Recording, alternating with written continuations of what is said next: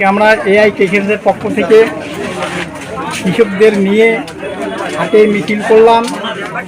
সরকারি মূল্যে সার পাওয়ার জন্য ডিলারদের কাছে আমরা কৃষকদের সরকারি মূল্যে সার নিয়ে দিতে পারলাম এবং আগামী হাটেও আমরা প্রতিশ্রুতি দিলাম যে আগামী হাটেও কৃষকরা আসবে, মিছিল করে সার নিয়ে দেওয়া হবে এমআরপি রেটে।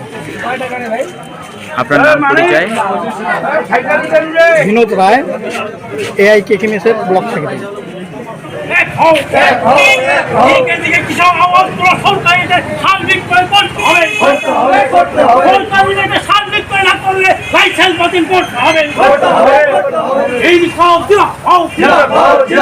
সারা ভারত কৃষক খেত মজুর সংগঠন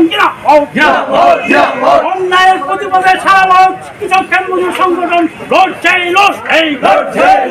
কৃষক